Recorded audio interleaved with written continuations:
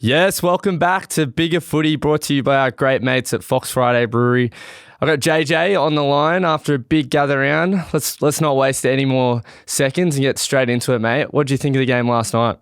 Yeah, Moff, looking forward to the dynamic duo today. Just you and I. Patto's had a big week. He's on the Gold Coast at the moment. He's been gather rounding. He's gone up and played footy, and now he's on the Gold Coast. Flanas, we're not sure what's going on the back of the Schwannies. Pretty average performance. We'll get into that a bit later. But I'll tell you what, we're sitting here Monday morning. Let's go back to Sunday evening. So the last game of gather round, Port Adelaide and Hawthorn. I was driving back with the kids. It was the only thing getting me through listening to the various radio stations. I did a bit of 5AA, a bit of Triple M, a bit of SEN, a bit of ABC because I was sick of the ads on the other stations. And I'll tell you what, my starting point, Moff, is I'll give Hawthorn a mulligan. I know they made a bit of a comeback, but they were never going to come back and win that game. It would have been the largest comeback in AFL history. I'll give them a mulligan. But it was interesting to see, wasn't it, with all the build-up and all the hype. I expected the more fiery team to be the Hawks because they were the ones who got knocked out of the finals. They were the ones who were unhappy about Ken Hinkley's behaviour. But it was Ken Hinkley and it was Port Adelaide who got themselves up for the fight. Yeah, well, what do you put it down to? Because obviously their midfield got smashed and No Will Day was pretty obvious. I don't think Warple stood up like they hoped. But what would you put it down to, just how Port came out like that? Well, interesting because they moved Connor Rozee to half-back, which was a bit of a masterstroke. Now, he actually hit the scoreboard, ironically enough, but they moved him to half-back, and he played there a lot as an under-18 junior for South Australia. He was really damaging and dangerous off half-back. So that was a great move from Port. That worked, of course, that worked wonders. He was arguably the best player in the ground, certainly the best player in the ground when it mattered early in the contest. So great move there. And they got a little bit more flow in their game. I still think their forward line's going to be a real headache for them across the season, but they got some flow in the game. Georgiades, he looks one of the more exciting. He is one of the more exciting key forwards in the competition. So they get a little bit of flow and a little bit of ball movement, makes his job easier and makes other players who are role players, it brings them into the game as well. So well done to Port. Massive tick to them, massive tick to the coach. He's always been able to, Ken Hinkley, he's always been able to get his team up for a fight. It's just been maintaining that. Now, part of that is because I don't think they've got the same level of talent that other teams have, but he's always been able to get his team up for a fight. You've only got to go back to the semi-final against the Hawks last year, and the whole world was saying, Hawthorn are rolling, they barely lost the game, they're going to go to Port Adelaide and beat the Power after the Power had lost to the Cats by 60 or 70 points in the first final. Hinkley got him up. He got him up for the fight, so he's got a great ability to do that. But in terms of the Hawks, I'll give him a mulligan, but you wouldn't want to see them get punched in the mouth like that too many times because you don't see genuine Premiership contenders get punched like that early in games. More often than not, they are up for the fight. But I guess one team off, if we're going to move through to our next game, one team who gets punched in the mouth seemingly in every first half never seems to matter, the Brisbane Lions. I arrived at Norwood Oval at half-time and I thought, geez, what's going on here? I'd just come back from the Barossa where I was calling Gold Coast and North Melbourne. I arrived at Norwood. Brisbane were 5 goals down. Yep. They kicked 14 goals to 4 in the second half. Amazing. Incredible. I mean, Hipwood had another sensational game. He likes gather round, I think. He kicks bags when we're in Adelaide. But, yeah, Zorko, McCluggage, Will Ashcroft, like the Lions midfield doesn't seem to have to be relying on Lachie Neale to go and have 35 every week and push through a tag. They just look like completely different with young Levi in there as well. I thought Jasper Fletcher also played a really good game. He's one that's just underrated. But, yeah, what did you see from it after half-time? What was the difference?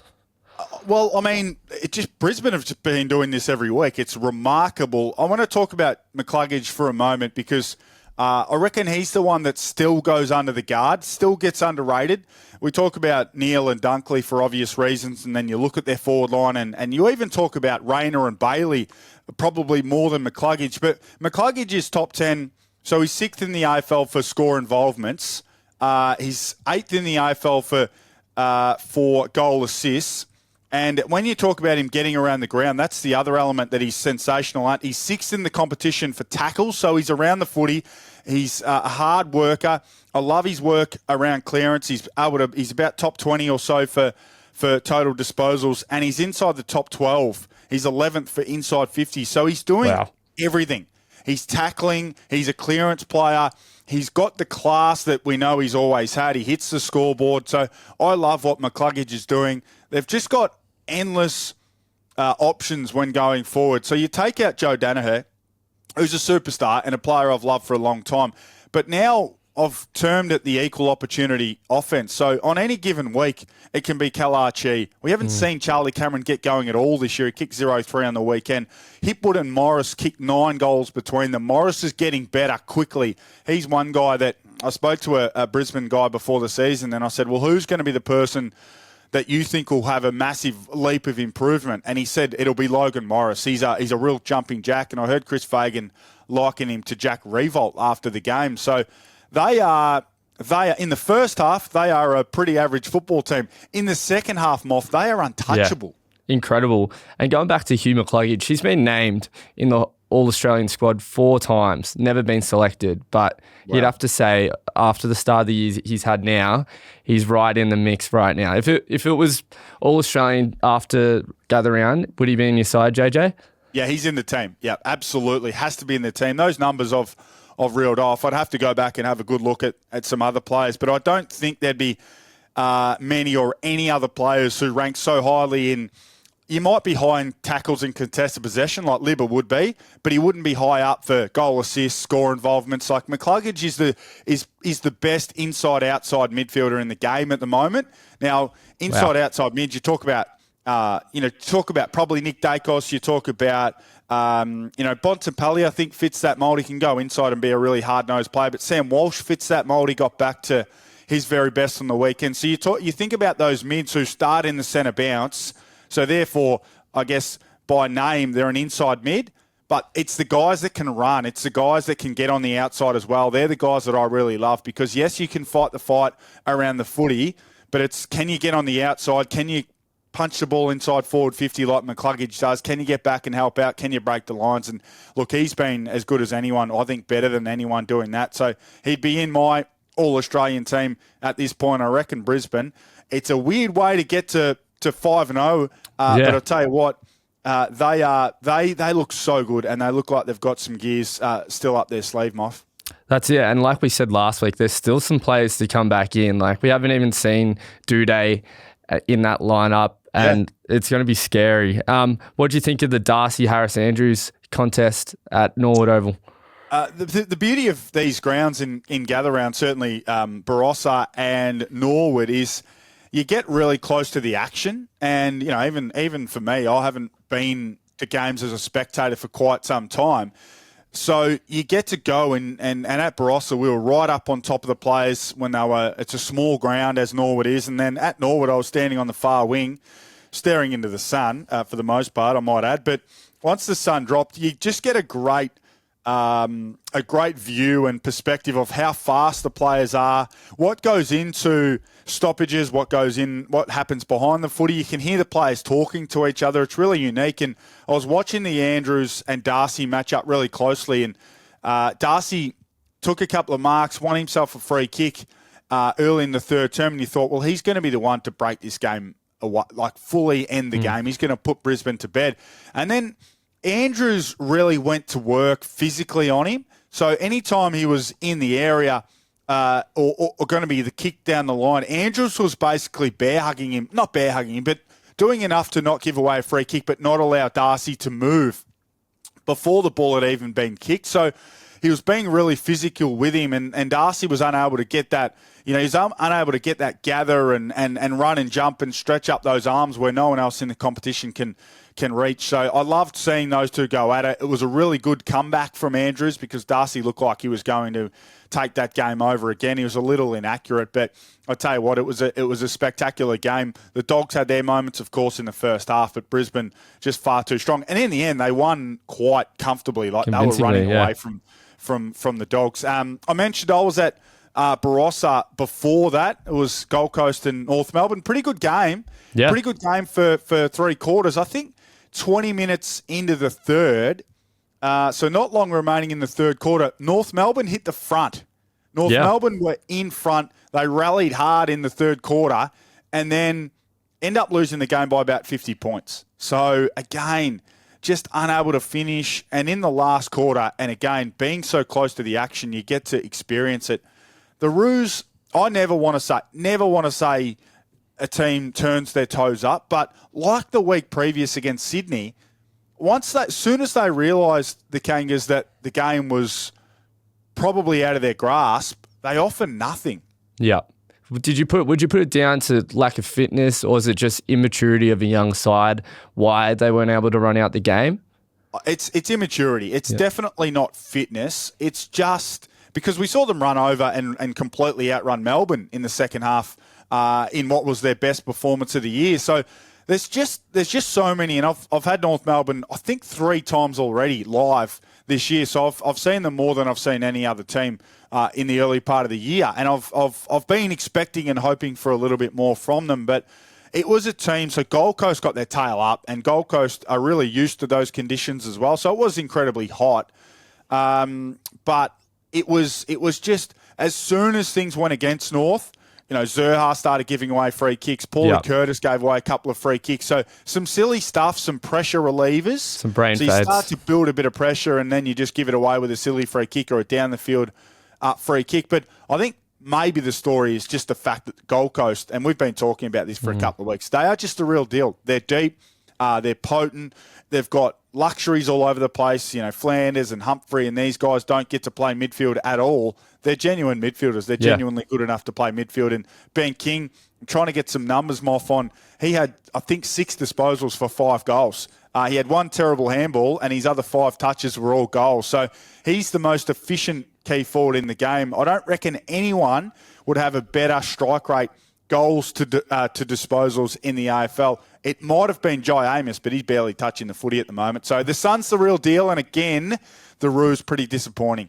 Well, you look at the luxury, like you said, about Sam Flanders. He was playing across half-back last year, averaging more than 30 disposals. Yeah. Now you add Noble, you add Rioli, you got Lockie Weller who's playing half-back, wing, half-forward, and then you send Flanders half-forward to the ball, having that class to go kicking inside 50, hitting up Ben King, hitting up Jed Walter.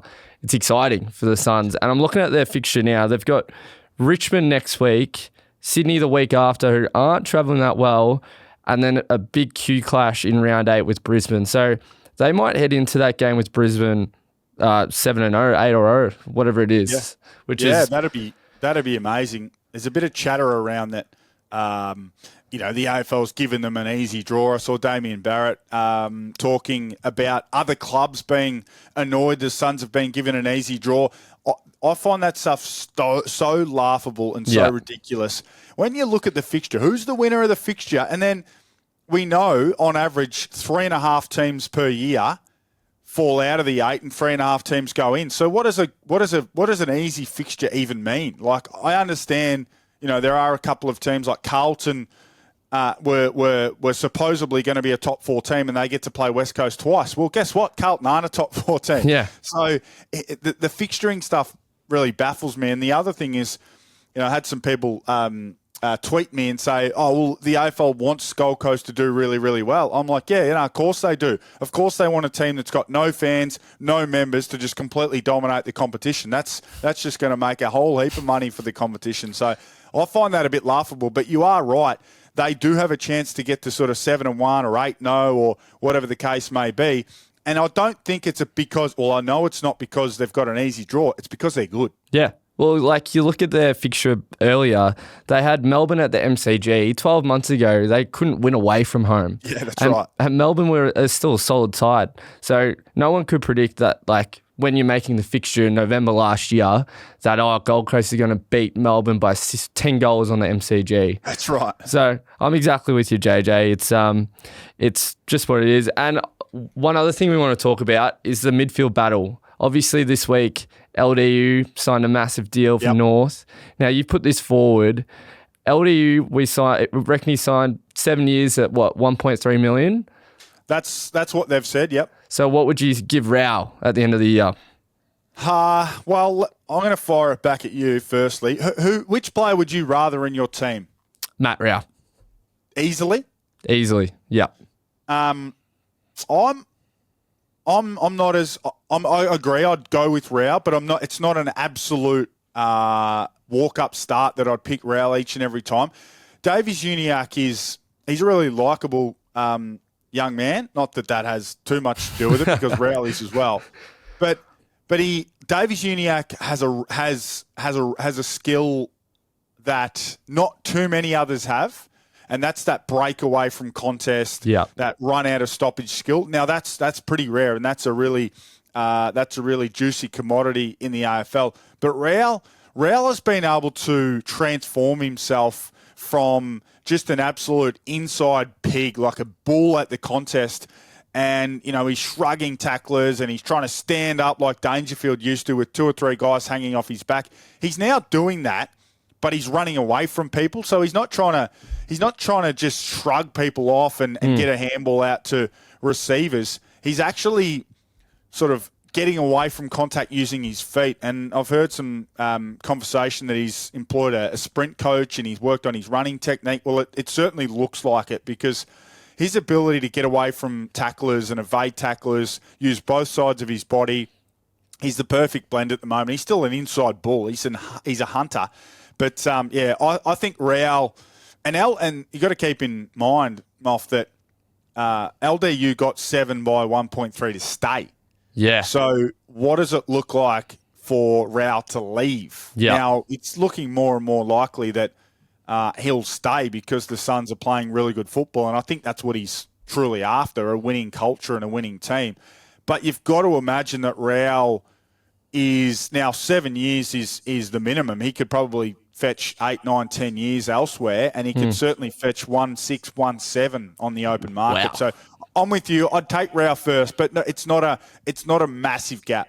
Yeah, well, looking at his game on the weekend, he had 15 contested possessions, game high, 11 clearances, game high. But like you just said, he's breaking away from stoppage. He's hitting the scoreboard. He reminds me of a Dane Swan, that type of player that like in and under can get the pill, but then hit the scoreboard. So, yeah, he's got a big paycheck coming. Yeah, massive paycheck. He was sensational. The emerging. I think the Suns will probably go as far as the young players can sort of, for as long as the young players can stay in the fight. So Jake Rogers, really important, pressure forward in that front half. Even the 2 young key forwards alongside King. So if Reid and Walter get tired and stop having an impact, then everything falls on the shoulders of Ben King as a key forward. So I think the Suns will go as far as those young guys can take them in terms of not having to carry them to victory, but not be the weak link, not be the young player that's tiring and can no longer be a chaser and a tackler like Rogers, or no longer. In the fourth quarter, this is actually really interesting and something we can have a look at going forward. So it was a really hot day. Neither team had used their sub at three-quarter time. And at three-quarter time, Gold Coast subbed on Nick Holman, a great pressure player, hard-working half-forward. They subbed out Jed Walter. Yep. So they took a key forward off the ground, and they started Ben King on the bench. So they went from 3 key forwards on the ground for the first 3 quarters to only 1 for the fourth quarter. So they played King off the bench. Reid did the first 10 minutes. He came on he came off for Ben King. So they went from 3 key forwards in the first 3 quarters, changed the dynamic of their forward line in the fourth quarter, had 1 key forward and 5 smalls, and you've got Holman and Rogers and these guys getting after the opposition. It was a really smart piece of coaching, a really smart tactical move from Gold Coast. And when you think about playing in the heat and in the sunshine on the Gold Coast, that could be a real edge for them. So I'm going to be following that week to week. Definitely 7 goals at three-quarter time when it's hot, when you're tired, to just smash the Roos out of the park. It was impressive to see. Now, I want to go back quickly to Thursday night, the Josh Jenkins Cup. We were there together, JJ, having a few beers watching the game. But yeah, you had a bit of mail that the Cats were going into the game sick. Obviously, Tom Stewart laid out. Classic by Chris Scott move there. Yeah. But yeah, to go on and beat the Crows like they did, under a sickness. What'd you make of it? Well, and I think they came back from 30 down in the second quarter, so the Crows completely lit up Adelaide Oval in the second term, and it felt like you and I were there together. It felt like the energy, the vibe, the Crows home fans. It was a massive crowd, 50,000 plus, but it felt like Adelaide were just going to have one of those nights because of the energy in the building, the vibe, opening gather round. Fogarty kicked 4 goals in the second quarter. Tex opened the game with an amazing left foot snap against Mark Blicavs. So it felt like it was going to be all too hard for Geelong. But, gee, what a win. What a win. What a performance from Dangerfield in the forward 50. I was told that a few of the guys felt a little bit crook.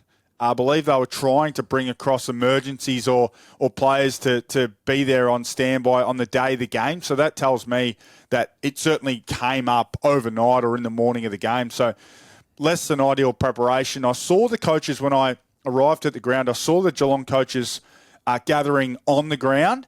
And Chris Scott was leading that sort of meeting, that chit-chat. Now, I might be reading too much into it, but that looked to be a little bit of okay, we've had a bit go on.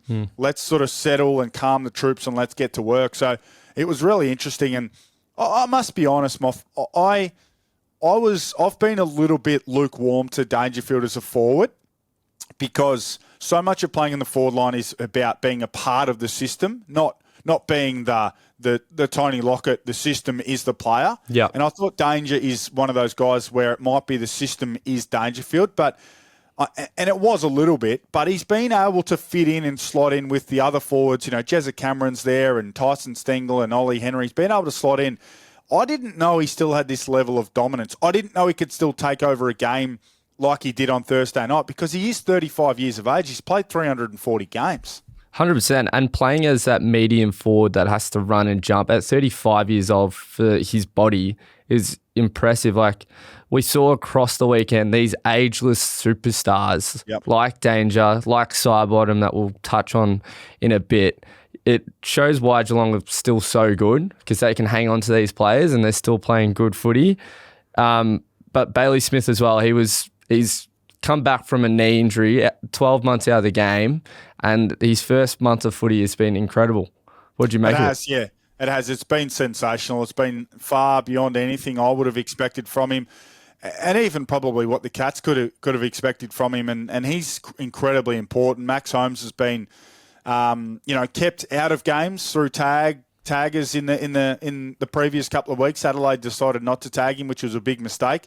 But when you've got Holmes and Bailey Smith, that is a really powerful, hard-running duo who take metres gained, and metres gained's really important.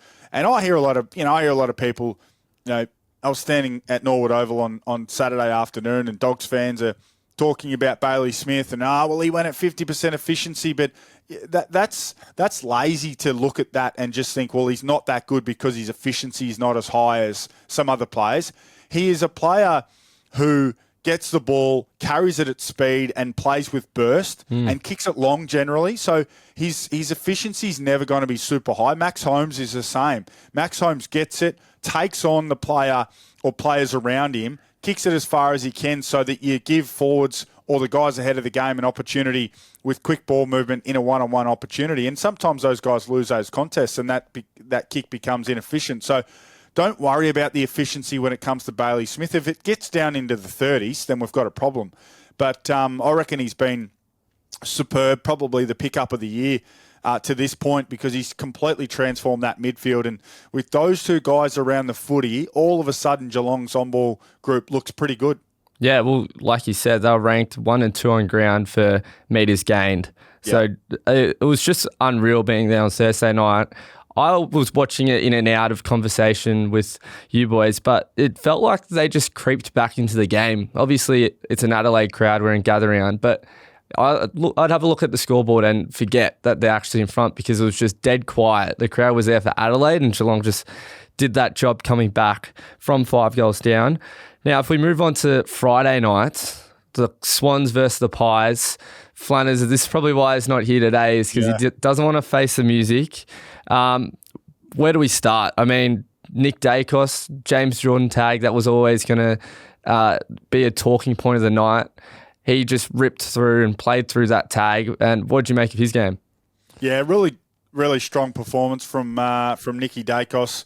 I loved his game in terms of he had the 9 tackles, so he got combative and said, well, it just is what it is. I can't stop James Jordan from chasing me around. I can't stop him from having a sole focus of stopping me, but I can still help my team with tackles, with clearances. He had 9 clearances, 9 tackles, had the 34 disposals. So I loved his game, had 7 score involvements. I thought he was probably the best player on the ground. And look, whenever he gets 34 disposals, he generally will be the best player on the ground because his efficiency is so good. But I'll defer to you. A man who might be vying for the votes on the Monday of Grand Final week is Ned Long. 29 disposals, 10 score involvements, laid 6 tackles, 9 clearances and 7 inside 50s. What a performance. And where did he come from? Where did he come from, JJ? Unbelievable. I don't think he'll be sub for a while, like McRae said. But he just complements that midfield perfectly. Obviously, Tom Mitchell's out. Back when they won the flag in 2023, on grand final day, Tom Mitchell played that role in and under and getting the ball out to the runners like Dakes.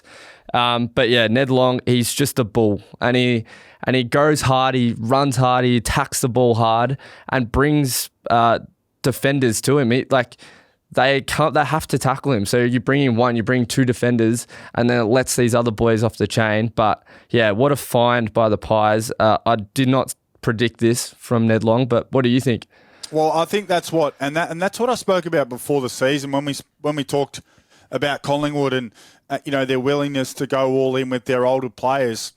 You still need to drip feed young guys in because at the end of the season, even if you have a successful season, at the end of the year, you'll probably have to move on 1 or 2.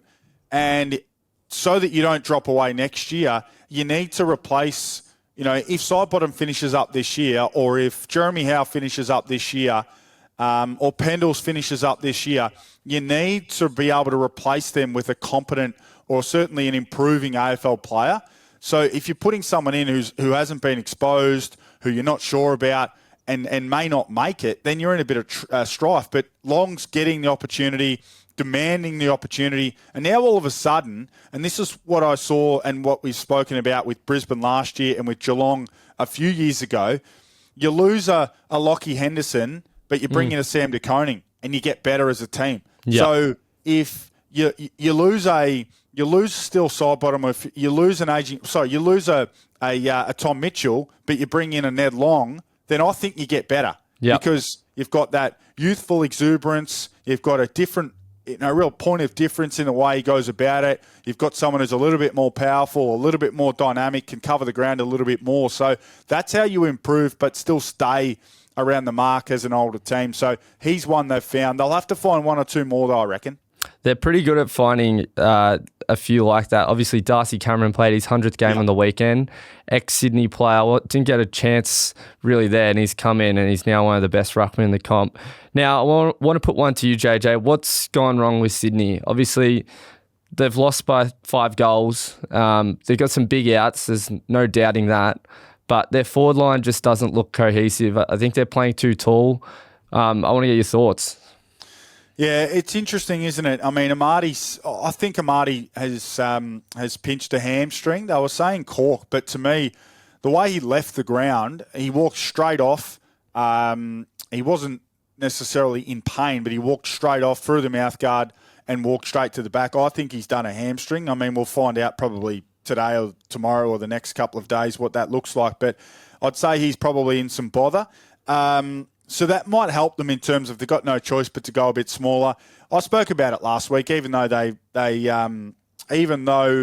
they'd been winning, I don't understand why they're playing Grundy and Laddams in the same team. Laddams looked terrible as a forward. He got outmarked, led to the ball. Frampton just led him to the footy on 2 or 3 occasions. I heard John O'Brien after the game when I got home. He was just going off his head about Laddams' inability to be first to the footy. But that's just a ruckman having no real idea or concept about when to move, how to move as a forward. So I don't really put the blame on Laddams. I just don't think he's playing a role that he should be should be playing. So if you take Amati and Laddams out of the team, you've still got plenty of ruck coverage with Grundy and McLean, which has been their typical lineup. And then you can bring in a Logan McDonald, who I think's played a couple of games in the VFL, and you've got Will Hayward as like a secondary forward. So all of a sudden, if you go with McDonald, McLean, and Hayward as 2.5 talls, that's the type of lineup that everyone else goes with versus the lineup they had on the weekend. So Grundy's the ruckman, Laddams is a ruckman trying to play somewhere else, McLean's a forward ruckman as well, and then Amati's that size as well. So I don't like the way they picked the team. It worked for them the week previous or the fortnight previous. Didn't work for them against Collingwood. So it'll be interesting to see if they make some big shifts away from that, because Dean Cox played in a team that won premierships or played in grand finals as well with 2 ruckmen. So he might be wedded to that concept. Yeah, it'll be one to watch for sure. Now, moving on to one of the best times of the week, best clubbyman time, JJ. I'll go first. I just want to quickly say that Nathan Broad, what a champion. He got around the best clubbyman last week on the socials. Nice. This week, I'm going with Connor Iden. He's a pick 61 in the 2018 draft. He's played 98 games for the Giants, and he just looks like a teammate you'd love to play with. Even around the club, he's a bit of a jovial type, but he can, when he's out on the park, he's just a bull and someone that he will give 100%. And I was there on that prelim final when he played probably his best ever game for the Giants against the Pies in 2023. And he's just someone I reckon you'd love to play with. So he's my pick this week. Well, I backed him to get under 17.5 disposals on Sunday, and he had 18, so he can get stuffed as far as I'm concerned. I'm going to go with a guy who has spent plenty of time with at the Cats, Tom Atkins. Yeah. So he's out of the VFL program. He was a rookie pick. Took a long time to get an opportunity. He found a role as a back pocket. He went forward and was a pressure forward, and he was a really, really integral piece. And I know this for a fact because I was there. He was a key ingredient in the Cats really pushing to the premiership on the back of his pressure and his hard work and his ability to run contest to contest. He's had 53 tackles this year, which is 13 tackles more than second place, which is Josh Dunkley. So an absolute tackling machine, 10.6 per game. He was great against Adelaide, winning the footy, had 23 disposals. So Tommy Atkins, they call him the Axe, and he is an axe by name and by nature. He is a little bit wild when he gets a couple of jars. Really? Him. He just loves a bit of a good time. He's not a party boy. Yeah. He loves getting around 6 or 7 boys in a circle and having a few beers. So, problem is, if he wins Clubbyman of the Week, he's terrible on the socials. So I don't think he'll be giving us any love. That's all right. That's a great pick. He also has that great story about when he was drafted. He missed out that first year, and then what was he texted the list manager saying, completely understand. Yep. Next thing you know, he's back on the list and a Premiership player. Yeah, he's a star. He's been a great addition to the Cats, and I reckon. Look, even late last year, I thought, maybe your time's up in terms of being a first choice player, but he's reinvented himself again. He's as I said, he's had 13 more tackles than anyone else in the competition. So. Connor Iden versus Tommy Atkins. It'll be a good battle. It'll be good. Can't wait to see who gets up there. Now, let's go back to Saturday night, Adelaide Oval. Bombers versus the D's. It was a big game for the Bombers. They needed to win. And now the D's fall to 0-5 and their season looks done. So what did you take away from that game? Yeah, their season is done. It's just about how deep do they cut now? That's what I think they need to consider. And I've spoken about this in previous podcasts and on different platforms. I don't see a world where Petrarca, Oliver and Mayo are all in Melbourne colours next year. Jack Viney's name was thrown up on the back of their loss. I mean, he's got a hefty contract to take on. I don't know that you'd want to be going down that path unless you saw his form really rise up and improve as the season goes on. Now, I've said that I think Oliver and Petrarca's drop-off in form is making Viney's performance look a little bit worse than it is, but he's just unable to really impact the game. Again, Jack Viney, we know he tries as hard as he possibly can, but low 20s for disposals, only the 5 tackles. It's just not a Jack Viney game. Yeah. But it's just about how deep do they cut. And when I say how far do they cut, that includes the coach, I reckon. Yeah, wow. If they get to 3 or 4 wins for the year, I mean, there has to be a conversation around the coach. They've got issues all over the place in terms of their off-field management. They're looking for some of the most important roles in a football club. They're either yet to be filled or they're filled by interims. So that's hardly helpful as well. Let's talk about Essendon, though, because unfortunately Nick Bryan went down, a guy that I think is an improving ruckman. He went down with an ACL, but Big Drape stood up. Came out of the forward 50, went into the ruck against Max Gawn and had a really good performance, 22 disposals, which I think is probably a career high. Yeah. He was unbelievable. Even a big mark over Gawney on the wing. Yeah. But, he just looks fit. Like, knowing Drapes well, he's had a few years of just niggles and like a hip surgery and this and that, but now he's out on the park after a full pre-season and having to step up as the number 1 ruck, even with the depleted forward line, just doing what he can. Yeah, he definitely looks to be the player that he knows he can be. So, yeah, he looks good. It's going to be a big task for him though. So they're going to have to sort of work out whether, because he has been a bit of a focal point for them in the forward 50. So, without Peter Wright necessarily doing or being a part of that forward line, with Langford out with a hamstring, you'd imagine still be out for another week or 2. What does it look like? He'll have to play in the ruck. Obviously, he'll have to play probably 80 to 90% in the ruck. I'm just having a quick look. The VFL had a bye, didn't they, because of the state game and the gather round. So whether they can bring in another ruckman and try and have that same system in place, or whether Drapes is going to have to be that 85% ruckman, it's going to be a big challenge for him. But at least, as you said, he's 100% fit and he can take on the role if needed and not be lacking confidence because he's not confident in his body. 100%. And yeah, it'll be interesting how their forward line will look. I mean, Harry Jones might have to go back and play a real number 1 key role as the tall. But talking about forwards in that game, Van Ruin, he just low on confidence, didn't have an impact in the game. It's question marks everywhere for Melbourne, but their forward line is the big one.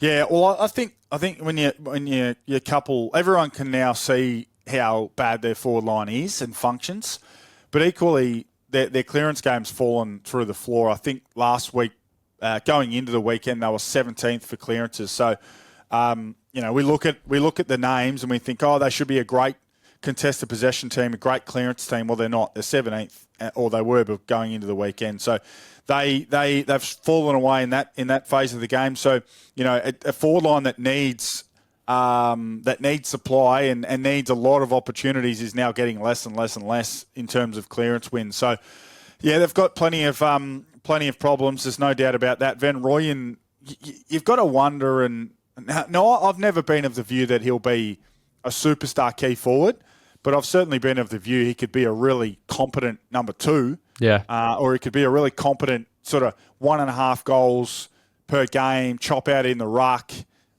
be athletic, be a big tackler, be a big presence for the team. He certainly contests hard in the forward 50 when he gets his chance. But, geez, he's let some chances fall early in the season. His bodywork's not up to scratch, and part of that's confidence. The other part's probably technique and craft and know-how. But, geez, he's dropped some marks that he should have marked, and I think it's just a player that's really questioning where he's at in terms of his own career. And you've got to wonder how much of a lasting impact it could leave on him, because he's the one. He knows that he's the sole focus inside forward 50. He's the great white hope inside that forward 50, and he's just not getting it done. So, yeah, they've got some problems. And look, Cozzy Pickett seemingly is 1 foot out the door, so you'll get some draft picks there. And I'd go, as I've said a few times, I'd go again. If I could get a really nice first-round pick for Stephen May, I'd do that deal. I'd just move him on. You're not going to win a premiership with Stephen May in your team because, he's 32, 33 years of age. So if you get a nice pick for him, move the money, get it off the books, get a first-round pick, get 2 first-round picks maybe for Cozzy Pickett, and all of a sudden you're back in the draft before Tasmania arrive. So, yeah, they've got some problems, but it's an iceberg I've seen coming for a while, Moff. So sometimes you get it right and sometimes you don't. Well, it's going to shape up for a big clash with Richmond in 2 weeks' time. They've got Freo at the MCG next week, which you'd assume Freo win, and then Melbourne versus Richmond on Anzac Eve. And the way they're looking, Richmond might actually have a big say in that contest. But they didn't have much of a say yesterday on Sunday versus the Dockers. They were in it at quarter time, but just fell away. And we don't have to spend too much time on this, but Freo masterclass. I really liked Hayden Young's game. I think his complement to Sarong and Brayshaw in that midfield to just give pace and have the ability to hit the scoreboard was what they were missing when he was out. He finished third in their BNF last year, so he's an important cog in that side. But, yeah, Freo ran over the top. Yeah, they were too strong. It always probably felt like they were going to get the ascendancy at some stage. It was just a matter of how long Richmond could hang tough. Tom Lynch was subbed out of the game, which I was listening to the radio on the way back. So they were talking about he had a quick conversation with physios and doctors and was subbed straight out of the game with a foot issue or an ankle issue. So that's a worry. But, yeah, Hayden Young, you've hit the nail on the head. He's arguably their most important player because of what he brings to the table that the others don't. He's a left footer for a start, but he's so dynamic. He's a guy that just naturally wants to run away from stoppages, and those type of midfielders are so important. So many of the midfielders today are taught or just accustomed to getting it and putting it on the boot or putting it out to a handball as quick as possible and just getting whatever yardage they can. Whereas guys like Davies Uniacke and now Matt Rowell, Hayden Young, Nick Dacos as well, their first thought when they get the ball around a contest is to run out of the contest. Yeah. And when they can escape or draw tacklers and give it off to another player, it sets them up and it sets up the game so much easier for forwards. And Josh Tracy was a massive beneficiary of that. Kick 6, probably could have kicked another couple if he had a few more opportunities from teammates who went in different directions. But I think he's the most well-rounded key forward in the game, and that includes Jesse Hogan's better than him, and there's an argument that there are a couple of others who are better than him. But when you factor in his tackling pressure, he's a top 5 rated player for pressure in the front half of the ground. So he gets after the opposition. He can go into the ruck. He's aggressive. He splits packs. He's a dead-eye dick. He doesn't waste opportunities when he's having his set shots as well. And they just need Jai Amos to get going. He didn't touch the ball, had 2 disposals, I think, in that game. So Tracy can't carry this team on his own. We know that they can get stagnant with the ball use, and particularly when they're not confident in the forward line. So Amos has got to get going. It's a crucial period in his career. He's in his 3rd season. I think he really needs to take a bit of a leap and improve so that he can be that wingman to Tracy. I just assumed he was subbed out or got injured when I saw he only had 2 disposals against Richmond when, you're kicking goals. The one goal I did like was Patrick Voss, his little goal and the celebration. It was talked about in the commentary, but it was nice to see that, like, at the end of the day, these blokes are just playing the game they love, and it was all in that absolutely. Reaction.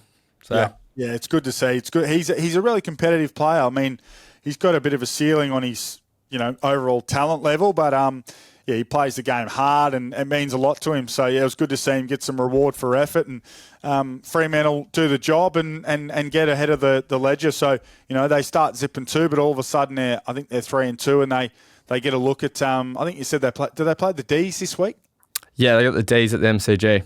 Yeah, so, great opportunity to get to 4-2 and really give yourself a nice springboard into the middle part of the season. Yeah, it'll be a big game for them. As we move on, St Kilda GWS, it was good up to quarter time, and then the cream rose to the top with the Giants. Toby Green dominated, but there was one player that I think St Kilda will just want to pay whatever he asks, and that's Nasiah Wanganeen Millera. Yep. Kicked 3 goals off half-back, JJ. It was awesome. Yeah, it was a pretty dominant performance from him. 24 disposals and 3 goals. He was easily their best player. Lockie Ash for the Giants. He just keeps getting better. He's won. Now, look, he was a top 5 draft pick, so we should be expecting a fair bit of him. But when you look at their team and you see Whitfield and Toby Green and Tom Green and Hogan and all these guys who are superstars, you forget about a guy like Lockie Ash. But he was, look, you can mount a case that Wanganeen Miller gets the 3 votes in the game, but Lockie Ash would have to be thereabouts as well. 33 disposals. He's really efficient and effective. Have 30 out of his 33 touches were effective. So, uses the ball well. Really calm in a crisis. Understands when to get, an uncontested mark and cool the game. Understands when to take the game on. And Lockie Whitfield can be a focus for opposition teams, and you can try and take Whitfield out, and maybe you can stem the ball movement for GWS. But now Ash is right there alongside him as a key part of that ball movement. Himmelberg's a good kick-off halfback as well. So loving what the Giants can do. They're a really well-rounded team. I just want to have a really good look at over the next month and see what's happening with Aaron Cadman. Yep. He had a really he had a purple patch where he kicked 2 goals in a very short space of time. Did take 7 marks, but only had the 9 disposals. Didn't do a lot the week previous. I don't understand what's holding him back because he attacks the footy. He's a superb athlete. Whether it's the IQ of playing as a forward is still escaping him a little bit. He's always been compared to Jeremy Cameron. I think that's just because he's at the Giants. He's a left footer and he's athletic. I don't think there's a lot of similarities there, but he's a fascination. I spoke about Jai Amos, who exploded onto the scene, kicked almost 40 goals in his first. I think he did kick 40 goals in his first season of footy. He's plateaued. Cadman's in a similar spot now. GWS are a team who, look, Hogan's their first target. Toby Green's probably second. Stringer's there. Riccardi's there occasionally as well. So I get it. He might not get the opportunities that he wants, but equally, he's probably getting the 4th or 5th best defender. So just want to watch him closely over the next few weeks and just work out where the former number 1 pick is at. No, I like it, JJ. It's a very, very good point. Now, to the final game of the round, Carlton West Coast. I mean, we saw this coming. You would hope as a Carlton fan, but is there any other takeaways from this game that you think are important? Yeah, well, just what does it mean for Carlton in terms of how much confidence can you take as an individual and a team, and what can it do for you moving forward? So Carlton play North Melbourne on Good Friday, which will come around so quickly. Harry Mackay won't play with that head knock, and that's a bit of a shame for him and for them. But that's that is going to be so big, that game. Carlton versus North Melbourne. Carlton still desperate. It's still desperation stakes because of how they started the year. And then North Melbourne, who just have to respond. Again, they're in a situation where they have to respond. So I can't wait for that game. My kids are going back to the farm for Easter, so I'll be at home on my own. I'll be locked into that game. I'll be fascinated to see how that game gets played and what they do. So what can Carlton take from an easy win? What level of confidence can they take from it? But question for you. Yep. Who's the worst team in footy? Is it? I don't think it's Melbourne, but they're winless. Is it Melbourne? Is it West Coast? Or is it Richmond? Who is the worst? Who do you think will finish on the bottom? I think you'd say now West Coast. I mean, when you're dropping Tim Kelly and Jeremy McGovern isn't in that side, they just are so exposed. Like, I'm not saying Tim Kelly's the player that he was and playing at a good level, but yeah, I can't see them beating anyone with the lineup that they had on the weekend. The one I have for you, the one question I'll send back to you is Harley. Now, Harley Reid obviously not playing the level footy he was last year, or we come to expect. But what do you think about that move to half back? He's obviously been there for 2 weeks now. I don't love it. I think you play him in the midfield, and even if you're getting smashed, you give him the time to learn the craft and come up against these big boys. But yeah, when you're not winning or you're not competitive, I don't think there's any point putting him at halfback. I think just keep him around the footy. You're going to get smashed anyway. But yeah, to answer your question, yeah, West Coast. What about you? Yeah, probably West Coast. Their skies look less blue as well than the other teams for whatever reason. They just look like they're in a world of pain. But I'm not against the Harley Reid to halfback move for periods of the game because he just hasn't been able to find the footy at all, and he's been because he hasn't been able to find the ball. He's been preoccupied with fighting and wrestling and scrapping and engaging with the crowd. So last week he had 25 touches at halfback, and he looked okay, but only the 16 disposals against Carlton didn't have an impact in the game. I wouldn't mind playing him for the first quarter at halfback, and then the next, and then inject him into the midfield, maybe, or vice versa, or maybe starting him in the midfield. If he's not having an impact, move him to halfback. We saw it work really well with Connor Rozee. Now he's much more experienced, but I don't dislike it, but I don't think you put him back there and just leave him there. He might also learn. I saw him the week previous, the first time he played at halfback. He got marks taken against him on the lead, and it looked like he was kind of just accepting that. Oh well, that guy's got some separation on me. I'll just stand the mark. Maybe that's going to teach him how hard you have to work. So half forwards work incredibly hard. Maybe he's getting a great lesson in, you've really got to work hard at this level to get on the end of it, particularly these half forwards who don't get a lot of the footy. This is how hard they run for 120 minutes to get 12 touches. So maybe it's a great lesson for him in that sense. But, West Coast need him around the ball, but maybe they're trying to teach him a lesson. Yeah, well, it'll be interesting to watch. I just can't see who West Coast beats. Like, if you got Richmond at the G, I'm not sure where they play that game, but I just take the Tigers, even with the depleted forward line. But let's move on. Big or not big? Let me fire a few at you, JJ, for this week. Yep. Baslenka doing the double bird to the fan. I'm not big on it. I've heard, and I tried to ask Danger what was said to him. Danger sort of give me I didn't really hear it. I'm not big on it. I was always taught, and I was always of the opinion that you just keep walking. Yeah. You just basically act as if you haven't heard it, and you ignore the person. Now, I guess there's an occasion where someone might step over the mark, but you'd like to think people in the crowd or security in the crowd would deal with it. Yeah. So I'm not big on it, but he was sticking up for someone. I was glad he was sticking up for someone else and not sticking up for himself as well in a way, if that makes sense. So, not big on it. How about you? I mean, it's a tough one because I like it. Like, I like standing up for your teammates, but I think there's other ways to go about it. Like, doing a double bird to the fan, what does that set for the young kids coming through the ages? And that's essentially why, like, you get fined. It's because young kids are watching, and, like, if that behaviour happens on a junior footy ground, like, it's just not okay. So yeah, I mean, you could easily walk back, and we've seen this in the NBA. You can walk back there calmly and point the person out to security and say, he said something that's just unacceptable.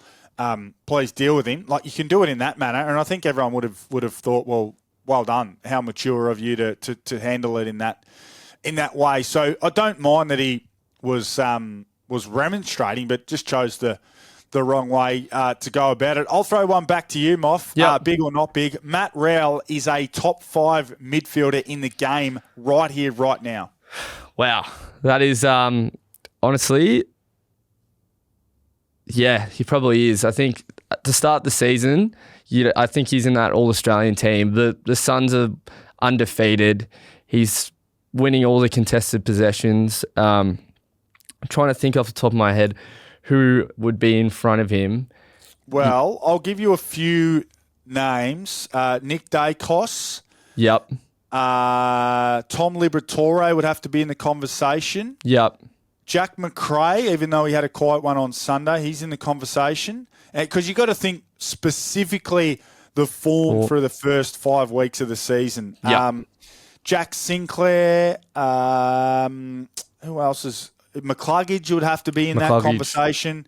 So Noel Anderson, his teammate, is in the conversation. So I'm going to say I'm big on it, but I'm certainly not confident. Yeah, no, I agree. I think the thing about Raul is that he can have 23 to 25 possessions in a game, and they're all going to impact more than someone like Sam Walsh having 30. So his possessions are high impact, which is why I am big on it. I'd say he's top 5 midfielder.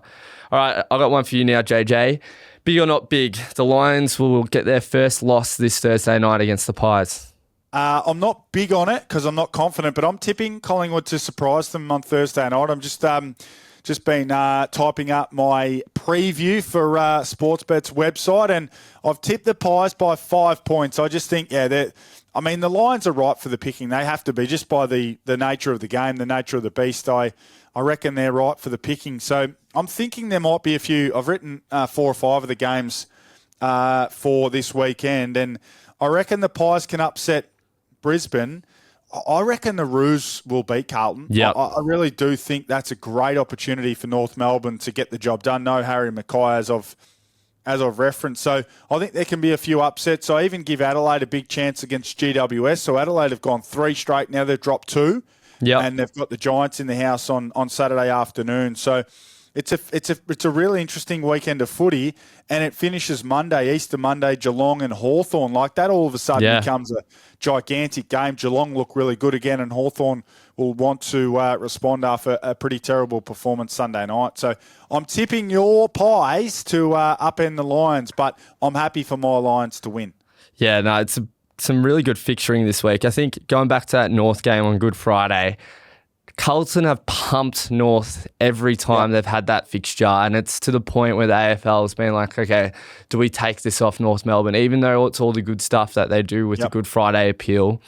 So this is the time for North to stand up and just give one back to Carlton. Carlton, they're a bit undermanned. No Mackay, like you said. They're down on confidence. They got a little bit from West Coast, but yeah, I'd love to see North come out and play like they did early in the season and smack Carlton. Agreed. Now we move on. Last one. Is Port Adelaide a top 8 side after seeing what we saw last night against the Hawks? In a word, no. No. So not big. No, not big. Are they going to play finals? No. Wow. It's interesting. I mean, I think Butters, I didn't think Butters would come back that good straight away off his knee, but yeah, you put that midfield together and have Rosie coming off half back. Could be interesting. They have. Yeah, I might be proven wrong, Moff, but I've got to stand my ground. Nah, love it, JJ. Well, that was big or not big. The Fox Friday first sip tip.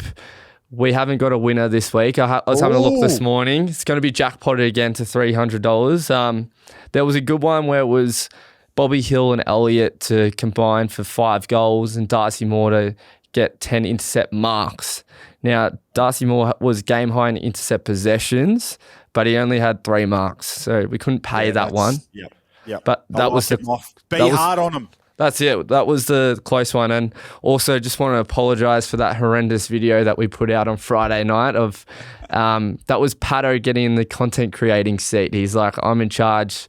Moff, you're in front of the camera. And yeah, I got found out pretty quickly I don't have a left handball. Yeah. I mean, I liked it. I just needed to see you on the tram tracks, one in the right, one in the left. I just needed to see the you look like the reverse Ben Cunnington. You couldn't handle with your opposite hand. So I liked it. I liked the video, but unfortunately, no. Now, just for clarity, there are 2 games on Friday. So can you guess for either game, or are you going to specifically pick a game? Well, I reckon we go with North Melbourne Carlton, Fox Friday first sip tip. It's the first sip tip on Friday, so you're going to have your first Fox Friday beer at 3:00 when they're playing at Marvel Stadium. So that'll be the first sip tip for this week, and hopefully it's a cracking game. Yeah, absolutely. Well, I might have to circle our man Chom. I might get around him, I reckon, for our first sip tip for Fox Friday, because if he can chop out and take away the supply to Charlie Curnow, the Roos can absolutely win the game. So basically what I'm saying is if the Roos want to win, it is totally up to our man Chom. So Wow. that'll be my suggestion on the Fox Friday first sip tip. I've got a Fox Friday first sip fun fact, actually. I was crunching the numbers in gather round. So Thursday night, I'll be brief. Thursday night, both teams kicked 100. The Pies kicked 100 plus on Friday night. Gold Coast kicked 141. Carlton kicked 121. Brisbane kicked 118. Essendon and the Bulldogs both went close with 97 and 96. Freo kicked 108.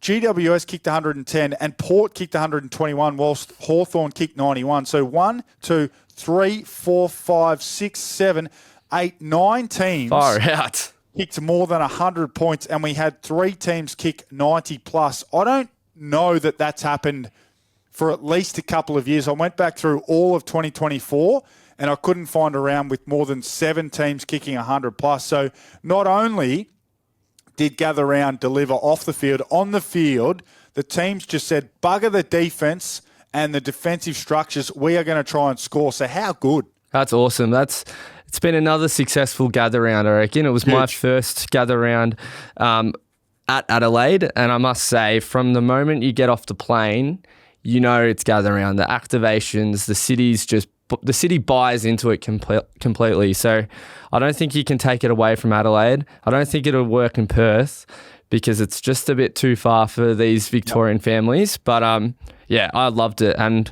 obviously the players did too if they're kicking goals and having high-scoring matches. It is absolutely an Adelaide thing. If you want to have something somewhere else, then come up with it yourself and develop it and design it and do everything because it is absolutely sensational. Should we give a bit of love quickly before we bail to the 200-plus Cup as well? I'm looking 100%. forward to this, Moff. So it's of course, Chom versus Drapes. The only problem with Nick Bryan's injury is we're probably going to be robbed of Chom on Drapes. I know. We're not going to get that as much. But Butts is going to come along and host it. Fox Friday in Melbourne, so in Richmond at the Tap Room. Thursday, May the 1st. Doors open at 6:30. The game starts just after 7. $40 a ticket. Unbelievable. I thought it'd be a lot dearer than that. That gets you a burger and a couple of drinks as well. You'll be there. I'll be there.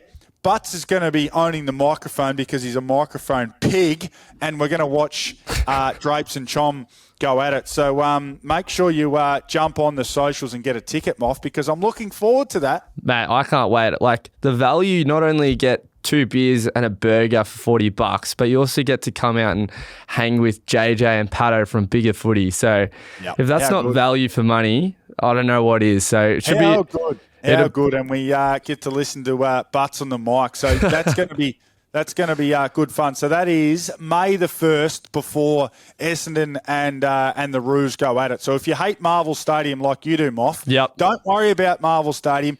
Get to the Tap Room, the Fox Friday Brewery in Richmond. We'll be there. We'll be having a few beers and we'll watch those boys go head to head. No, absolutely love it, JJ, and love your work today, mate. We were down a couple of troops, but I thought we did all right, so it was good. Nah, I like it, Moff. Well done to you, steering the ship, hosting and producing. Make sure you send in a little double invoice. But it's been good fun. I tell you what, the footy's going to come around quick Thursday night, Easter Thursday weekend of footy, so we haven't got much time to draw breath. No, we don't. And we'll probably be recording this next Tuesday with the long weekend. So we'll be in your ears Tuesday morning. Happy Easter, JJ. Hopefully the kids find the Easter bunny. Oh, they will. They will. Make no mistake about it. What I'm off. Thanks, mate. What's up?